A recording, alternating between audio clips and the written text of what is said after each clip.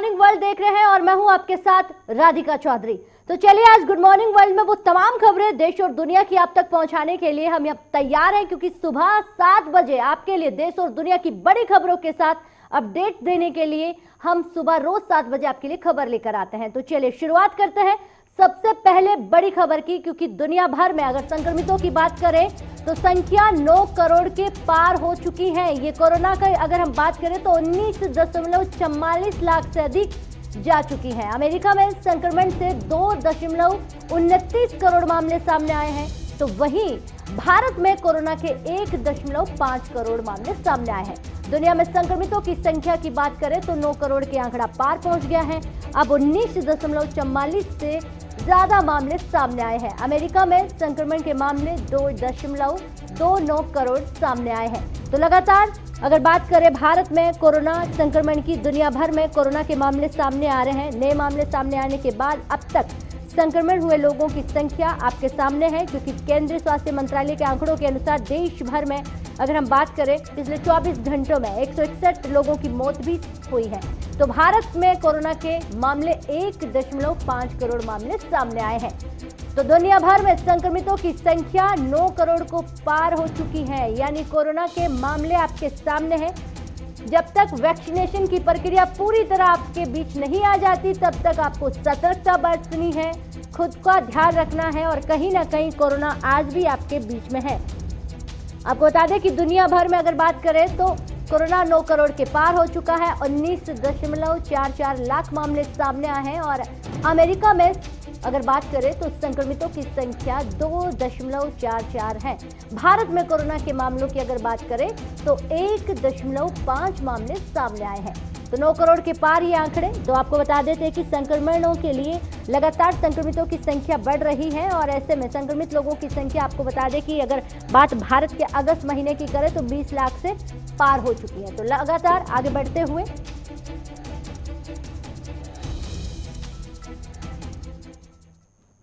तो चलिए अब आगे बढ़ते हैं और बात इंडोनेशिया की कर लेते हैं। इंडोनेशिया के हवाई अड्डे से शनिवार को उड़ान भरने के बाद गायब विमान को लेकर एक ऐसी जानकारी सामने आई है जिसे प्लेन में अगर आप बात करें क्रैश के अनुमान की पुष्टि कर दी गई है। खुद इंडोनेशिया के राष्ट्रपति ने इस बात की जानकारी दी है। देखिए क्रैश हुआ विमान पर हमारी पूरी रिपोर्ट।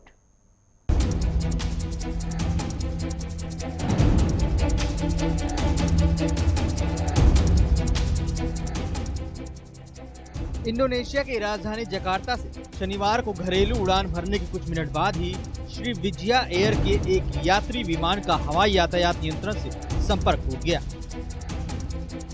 इस विमान में 62 यात्री सवार थे। वहीं रविवार सुबह इंडोनेशियाई बचाव दल को जावा सागर से शरीर के अंग, कपड़ों के टुकड़े और धातु के स्क्रैप मिले हैं। दूसरी तरफ इंडोनेशिया की नौसेना ने कहा है कि उन्हें विमान का ब्लैक बॉक्स मिल गया है। राष्ट्रपति जोको विडोडो ने भी पुष्टि कर दी है कि विमान जावा सागर में ही क्रैश हुआ था। विमान के संपर्क टूटने को लेकर इंडोनेशिया के परिवहन मंत्री बुदी करिया सुमादी ने कहा कि उड़ान संख्या SJ182 ने 1 घंटे देरी से स्थानीय समय अनुसार 2:36 पर उड़ान भरी थी, जिसका करीब 4 मिनट बाद रडार से संपर्क टूट गया। इससे पहले पायलट ने 29,000 फुट की ऊंचाई पर जाने के लिए हवाई यातायात नियंत्रण से संपर्क किया था। इंडोनेशियाई गोताखोरों ने दुर्घटनाग्रस्त विमान बोइंग 737-500 के मलबे का रविवार को पता लगा लिया। उन्हें शनिवार को दुर्घटनाग्रस्त हुए इस विमान का मलबा जावा सागर में 23 मीटर की गहराई में मिला। एयर चीफ मार्शल हादी जहाजांतो ने एक बयान में कहा, हमें खबर मिली है कि पानी में दृश्यता ठीक है, जिससे गोताखोरों के दल के लिए विमान के कुछ हिस्सों को खोजने में मदद मिली। उन्होंने कहा कि हम निश्चित हैं कि वह वही स्थान है जहां पर विमान दुर्घटनाग्रस्त हुआ है। अधिकारियों ने बताया कि इंडोनेशिया बचाव दल ने रविवार सुबह जावा सागर में शरीर के अंग, कपड़ों के टुकड़े और धातु के टुकड़े को बरामद किया। अधिकारियों को उम्मीद थी कि वे श्रीविजय एयर फ्लाइट 182 के मलबे को ही ढूंढ रहे हैं, क्योंकि सोनार उपकरण ने विमान के संकेत दिए थे। अभी तक विमान हादसे के कारणों का पता नहीं चल पाया है और न ही उसमें सवार किसी के जिंदा होने के संकेत मिले हैं। एयरलाइन की ओर से जारी बयान के मुताबिक विमान ने जकार्ता से पोंटियानक के लिए उड़ान भरी थी, जो इंडोनेशिया के बोर्नियो द्वीप स्थित पश्चिम कालीमंतन प्रांत की राजधानी है। इस उड़ान की अवधि करीब 90 मिनट थी। विमान में 50 यात्रियों के अलावा चालक दल के 12 सदस्य सवार थे। सभी इंडोनेशिया के नागरिक थे।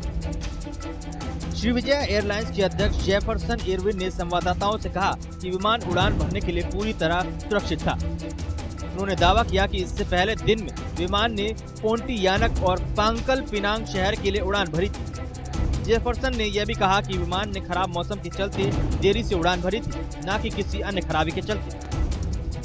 बीबीसी की रिपोर्ट के मुताबिक इंडोनेशिया में कई पुराने विमान उड़ान भर रहे हैं। शनिवार को जो विमान लापता हुआ वो 26 साल पुराना था।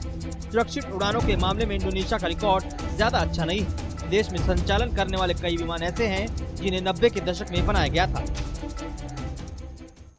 तो चलिए अब आगे बढ़ते हैं और बात अमेरिका की कर लेते हैं। अमेरिका के संसद पर हुए हमले के बाद अब जांच शुरू हो गई है, तो ऐसे में खुलासे भी हो रहे हैं जो पूरी दुनिया को चौंकाने का काम कर रहे हैं। अमेरिकी संसद पर हुए हमले को लेकर अब क्या नया खुलासा हुआ है, देखिए इस रिपोर्ट को।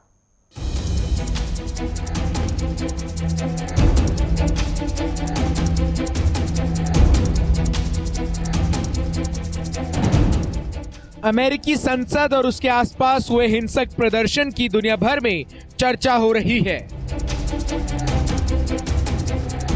इस प्रदर्शन को लेकर लगातार नए खुलासे हो रहे हैं। अब अमेरिकी पुलिस ने खुलासा किया है कि कैपिटल बिल्डिंग के बाहर एक ट्रक को खड़ा किया गया था। इस ट्रक में 11 देसी बम थे। एक खबर के मुताबिक इस ट्रक को पार्क करने वाला शख्स अलाबामा स्टेट का रहने वाला था। इसके अलावा ये भी जानकारी मिली है कि एक शख्स भरी तादाद में गोला बारूद और राइफल लेकर पहुंचा था। कहा जा रहा है कि वो अमेरिकी संसद की स्पीकर नैन्सी पेलोसी को मारने की प्लानिंग कर रहा था। अमेरिकी जांच एजेंसी FBI ने कहा है कि ये प्रदर्शनकारी ट्रंप की रैली से एक दिन पहले यहां पहुंचे थे। अब तक 13 लोगों पर दंगा फैलाने के आरोप में मामला दर्ज किया गया है। खबर ये भी है कि कई प्रदर्शनकारी बुलेट प्रूफ जैकेट के साथ आए थे। कैपिटल बिल्डिंग से मिले वीडियो फुटेज के आधार पर आरोपियों की गिरफ्तारी की जा रही है। कैपिटल पुलिस के चीफ स्टीफन साउंड ने बताया कि हथियार और पाइप से उन पर भी हमला किया गया। कैपिटल बिल्डिंग में हंगामे के दौरान एक प्रदर्शनकारी नैन्सी पेलोसी की टेबल पर पैर रखकर बैठा था। इस शख्स की फोटो वायरल होने के बाद इसे पुलिस ने गिरफ्तार कर लिया है। वेस्टर्न आर्कासा के अमेरिकी अटॉर्नी कार्यालय के एक प्रवक्ता ने बताया कि इस शख्स की पहचान हो चुकी है। 60 साल के इस शख्स का नाम रिचर्ड बॉर्नेट है, जो अकासा के ग्रेविट का रहने वाला है।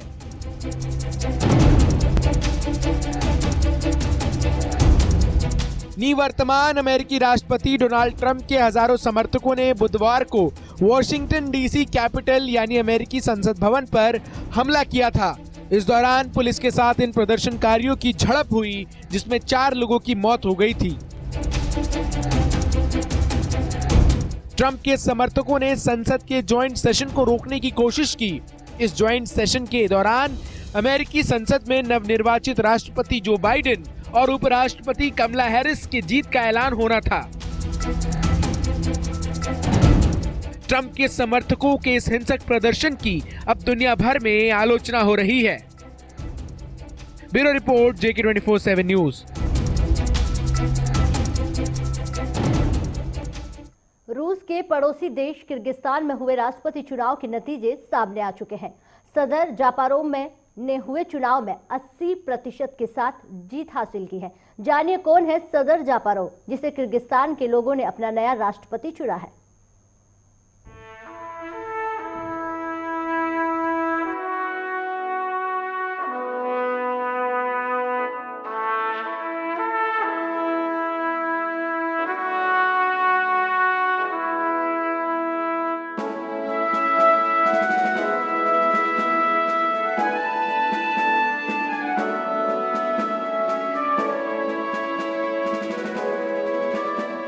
किर्गिस्तान को नया राष्ट्रपति मिल गया है। इस मध्य एशियाई देश में राष्ट्रवादी राजनेता सदर जापारोव बड़ी जीत के साथ निर्वाचित हुए हैं। रविवार को हुए चुनाव में न केवल उन्हें जीत मिली है, बल्कि राष्ट्रपति को और शक्तियां देने के लिए संविधान में हुए बदलावों को जनमत संग्रह की भी मंजूरी मिल गई है। आपको बता दें कि किर्गिस्तान में अक्टूबर में पूर्व राष्ट्रपति को सत्ता से हटाया गया था और राष्ट्रपति को हटाए जाने के बाद यह चुनावी प्रक्रिया हुई जिसमें सदर जापरोव को जीत मिली है। पूर्व राष्ट्रपति जिनबेकोव को पद से हटाने के लिए हुए आंदोलन के समय राष्ट्रवादी जापरोव जेल से रिहा हुए थे। देश में विवादित संसदीय चुनाव के बाद से ही गतिरोध चल रहा था। चुनाव में सरकार समर्थित पार्टियों की जीत हुई थी। रूस के करीबी इस देश में जापरोव को 80% से भी ज्यादा वोट मिले हैं। पिछले चुनावों में विपक्षी पार्टियों ने मतों के साथ छेड़छाड़ का आरोप लगाते हुए राष्ट्रपति जिनबेकोव को 15 अक्टूबर को पद से हटने पर मजबूर कर दिया गया था।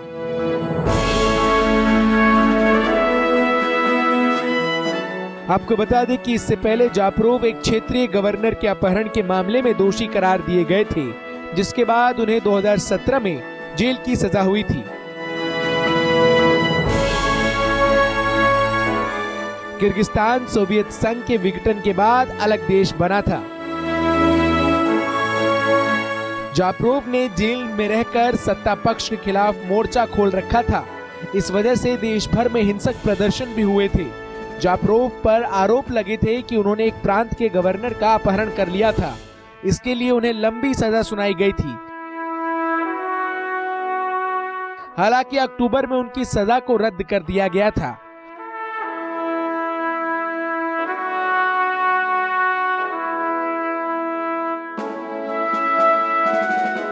रूस ने किर्गिस्तान के इस क्षेत्र की पहाड़ियों में अपना सैन्य एयरबेस भी बना रखा है। इसके अलावा किर्गिस्तान के हजारों मजदूर रूस में काम के लिए जाते हैं। नवनिर्वाचित राष्ट्रपति जापरोव ने भी मतदान के बाद कहा कि रूस हमारा सामरिक साझेदार है। जापरोव के जीतने के बाद यह तो पक्का है कि रूस और किर्गिस्तान के बीच संबंध और मजबूत होंगे और दोनों मिलकर विश्व के सामने एकजुट होकर अपने अपने देशों को विकसित करने पर काम करेंगे। Bureau report JK24/7 news. तो चलिए अब बात कोरोना और बर्ड फ्लू की कर लेते हैं। कोरोना कहर अभी कम नहीं हुआ है। इस बीच एक और खतरनाक बीमारी ने दस्तक दे दी है। 2020 में कोरोना आया और 2021 में शुरुआत से ही बर्ड फ्लू ने अपनी दस्तक दर्ज करा दी है। पहले एक राज्य, फिर दूसरा राज्य और अब देखते ही देखते 9 राज्यों से भी ज्यादा बर्ड फ्लू फैल चुका है। क्या 2021 भी बर्ड फ्लू के बीच में ही बीत जाएगा? देखिए पूरी रिपोर्ट। देश में बढ़ा बर्ड फ्लू का खतरा।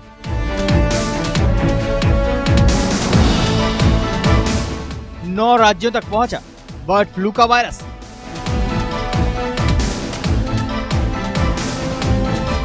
दिल्ली और महाराष्ट्र में भी फ्लू की पुष्टि।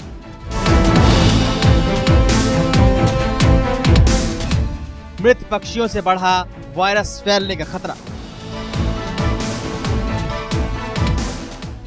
पहले 1, 2, 4 और अब 9 राज्यों में बर्ड फ्लू का वायरस पक्षियों पर कहर बनकर टूट रहा है। पहले जब कोरोना वायरस इंसानों को अपनी चपेट में ले रहा था तो पक्षी आजाद घूम रहे थे। हालांकि अब जब कोरोना के कम होने से इंसान आजाद घूम रहे हैं तो सैकड़ों पक्षी बर्ड फ्लू से मर रहे हैं।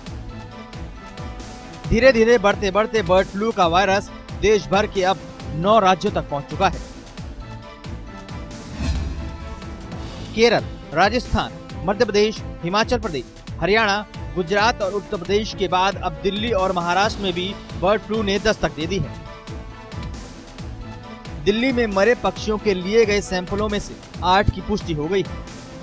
दिल्ली के पशुपालन विभाग ने कहा है कि मृत कौवों और बतखों के 8 नमूनों के परीक्षण के बाद दिल्ली में बर्ड फ्लू की पुष्टि हुई है। एवियन फ्लू के लिए सभी नमूनों का परीक्षण पॉजिटिव आया है। आपको बता दें कि दिल्ली में 3 जगह की पक्षियों की रिपोर्ट पॉजिटिव है।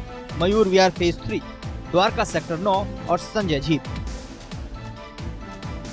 इन तीनों जगहों के सैंपल भोपाल भेजे गए थे। हालांकि जालंधर की रिपोर्ट अभी आनी है। संजय झील को अलर्ट जोन घोषित किया जा चुका है। वहां अब तक 27 बतखों की मौत हो चुकी है। तीनों डीडीए के पार्क हैं और इन्हें सील कर दिया गया है। इसके साथ ही दिल्ली के उन पार्कों में भी लोगों के आने जाने पर प्रतिबंध लगा दिया गया है जहां झील है और जहां बड़ी संख्या में पक्षी आते हैं। इस समय हम स्वर्ण जयंती पार्क पर मौजूद हैं। यहाँ पर एक बतख की झील है और यहाँ पर अच्छी संख्या में जो है बतख रहती हैं और कबूतर और पक्षी भी यहाँ पर रहते हैं, जो यहाँ पर हमेशा खुला रहता था, लेकिन अब हाल फिलहाल में इसको बंद कर दिया गया है क्योंकि दिल्ली में अभी सूचना आई है कि बर्ड फ्लू का खतरा दिल्ली में भी बढ़ता जा रहा है। हमारे साथ केयर टेकर हैं जो यहाँ देखभाल करते हैं। क्या ये बंद कर दिया गया है, क्या पूरी जानकारी है?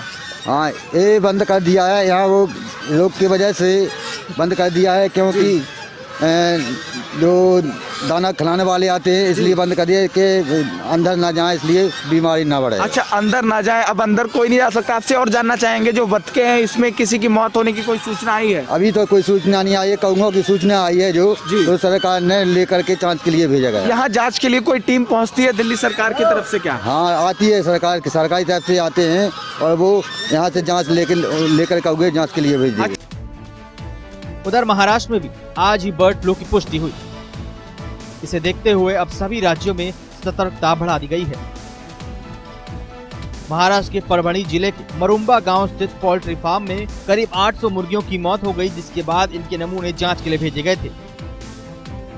इनमें सामने आया है कि मुर्गियों की मौत बर्ड फ्लू के कारण ही हुई है। रिपोर्ट सामने आते ही प्रशासन अलर्ट हो गया है। पैकेज्ड मीट आता है, चिकन आता है, पैक्ड चिकन, प्रोसेस्ड चिकन, इसको भी दिल्ली में बाहर से लाके नहीं बेचा जा सकेगा।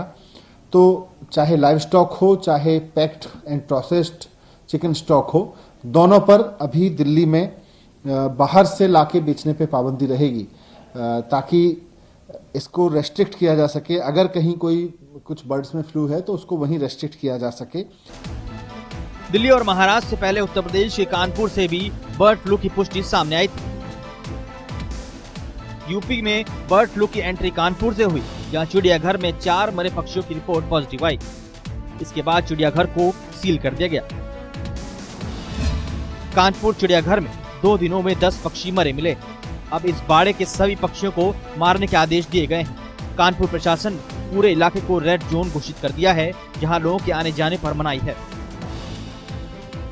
बर्ड फ्लू का खतरा बढ़ते ही लोगों ने नॉनवेज खाने पीने पर थोड़ी रोक लगा दी है। यही कारण है कि मुर्गियों और अंडों की सेल लगभग आधी हो चुकी है। दिन बहुत कम हो गए हैं, इस कारण दिक्कत हो रही है। लोग खरीद रहे हैं? नहीं, बहुत कम ही चांसेस है खरीदने का। 2 या 3 बहुत 100% में 30% खरीद रहे हैं, 70% नहीं खरीद रहे हैं। देश में बर्ड फ्लू के बढ़ते प्रकोप को देखते हुए केंद्र सरकार हरकत में है। सरकार उन सभी राज्यों से संपर्क में है जहां बर्ड फ्लू की पुष्टि हुई है। इसके साथ ही सभी राज्यों को जरूरी कदम उठाने के दिशा निर्देश जारी किए गए हैं। तो चलिए अब आगे बढ़ते हैं और अब एक नजर डालते हैं 20 बड़ी खबरों पर। आज सुप्रीम कोर्ट में किसान आंदोलन को लेकर अहम फैसला सुनाएगा और इससे पहले कल सुप्रीम कोर्ट ने सरकार और पक्षकारों को कुछ नाम देने को भी कहा ताकि कमेटी में उन्हें शामिल किया जा सके।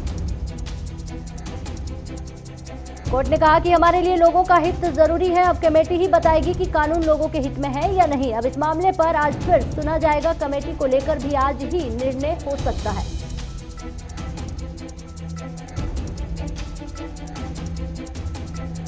सुप्रीम कोर्ट ने कहा कि केंद्र सरकार के रवैये से वो नाखुश है और केंद्र ने सरकार से पूछा है कि कानून पर स्टे लगाएगी या फिर कोर्ट ही स्टे लगा दे। कोर्ट ने कहा कि अगर वो नहीं लगाती है तो हम ही इस पर स्टे लगा देंगे। किसान आंदोलन को लेकर याचिका में सुप्रीम कोर्ट की तरफ से समिति की गठन करने की सुझाव दिया गया है और इस गठनों को खारिज कर दिया गया है। किसान संगठनों का कहना है कि वो सुप्रीम कोर्ट की तरफ से गठित किसी भी समिति के सामने पेश नहीं होंगे। इंडियन नेशनल लोकदल के नेता अभय सिंह चौटाला ने कृषि कानून के विरोध में इस्तीफा देने की बात कही। उन्होंने कहा कि स्पीकर को अपना इस्तीफा सौंप दिया है क्योंकि सरकार उनकी मांगे नहीं मान रही है। केंद्रीय मंत्री श्रीपद नायक और उनकी पत्नी सोमवार को हादसे का शिकार हो गई। सड़क हादसे में श्रीपद नायक और घायल हो गए थे, जबकि उनकी पत्नी विजय नायक की जान चली गई है। इस हादसे में एक पार्टी के कार्यकर्ता की भी मौत हो गई। बताया जा रहा है कि श्रीपद नाइक की कार में 6 लोग सवार थे। उत्तर कन्नड़ के एसपी शिवप्रकाश देवराजू ने बताया कि श्रीपद नाइक के निजी बाइक की भी हादसे में मौत हो गई है। हादसे पर पीएम मोदी समेत कई नेताओं ने गहरा दुख जताया। अब तक देश में 10 राज्यों में बर्ड फ्लू का प्रकोप की पुष्टि हो चुकी है। साथ ही जलाशयों में सिर्फ पक्षियों के बाजार, मुर्गी पालन केंद्रों और चिड़ियाघरों के आसपास निगरानी बढ़ाने पर भी जोर दिया गया। राष्ट्रीय राजधानी दिल्ली में बर्ड फ्लू की पुष्टि हो गई है। बर्ड फ्लू के 8 सैंपल्स पॉजिटिव मिले हैं। बर्ड फ्लू को देखते हुए संजय झील के इलाके को अलर्ट जोन में घोषित कर दिया। बाहर से आने वाले चिकन पर रोक लगा दी गई है। दिल्ली के प्रोसेस्ड चिकन पर भी बैन लगाया गया है। गाजीपुर मुर्गा मंडी 10 दिन के लिए बंद कर दी गई है। आप विधायक सोमनाथ भारती को विवादित बयान के एक मामले में कोर्ट से बड़ा झटका लगा है। आप विधायक को न्यायिक हिरासत में भेजा गया है। एसपी एमएलए जज के पीके जैन से जमानत अर्जी पर सुनवाई के लिए 13 जनवरी की तारीख तय की गई है। इससे पहले सोमवार को यूपी के रायबरेली में एक शख्स ने आम आदमी पार्टी के विधायक सोमनाथ भारती के एक अन्य बयान से नाराज होकर उन पर स्याही फेंकी। हालांकि बाद में पुलिस ने आरोपी को गिरफ्तार कर लिया। पीएम मोदी ने टीकाकरण को लेकर सभी राज्यों के मुख्यमंत्रियों के साथ बैठक की। वर्चुअल माध्यम से हुई इस बैठक को संबोधित करते हुए पीएम मोदी ने कहा कि जनप्रतिनिधि 3 करोड़ कोरोना योद्धाओं में शामिल नहीं है। सबसे पहले अग्रिम मोर्चे के कर्मियों को टीकाकरण होगा। कोविड-19 से निपटने में केंद्र राज्यों के बीच समन्वय सहयोगात्मक संवाद का शानदार उदाहरण है। मुख्यमंत्री संघ बैठक में पीएम मोदी ने कहा कि कोरोना संकट में एकजुटता से काम किया गया। पीएम मोदी की अपील है कि वैक्सीन पर अफवाहें ना फैले। देश में तेजी से कोरोना के नए स्ट्रेन की संख्या बढ़ती जा रही है। चीन में से पार स्ट्रेन के मरीज का आंकड़ा पहुंच चुका है। लगातार नए मरीजों की संख्या में बढ़ोतरी हो रही है। ठंड से राहत मिलने के आसार नहीं है। दिल्ली एनसीआर में शीतलहर का प्रकोप जारी है। दिल्ली में 5 डिग्री तक तापमान गिरने की संभावना है, तो वहीं कश्मीर में बर्फीली तूफान का अलर्ट जारी कर दिया। अमेरिका के नवनिर्वाचित राष्ट्रपति और डेमोक्रेट नेता जो बाइडेन कुछ ही दिनों में शपथ लेने वाले हैं, इसकी तैयारी चल रही है। बताया जा रहा है कि शपथ ग्रहण कार्यक्रम की थीम अमेरिका यूनाइटेड रखने का फैसला किया गया है। अगर आप सोने में निवेश की सोच रहे हैं तो लेकिन अगर सोना खरीदना चाहते हैं तो केंद्र सरकार की सॉवरेन गोल्ड बॉन्ड निवेश का सुनहरा मौका। सॉवरेन गोल्ड बॉन्ड स्कीम एक बार फिर 11 जनवरी को शुरू होने वाली है। रेसलर बबीता फोगाट ने बेटे को जन्म दिया है। बबीता ने सोशल मीडिया पर एक फोटो शेयर की है और लिखा कि हमारे बेटे से मिलिए, सपनों में विश्वास करिएगा, वो पूरे जरूर होते हैं। नीले कपड़ों में देखिए।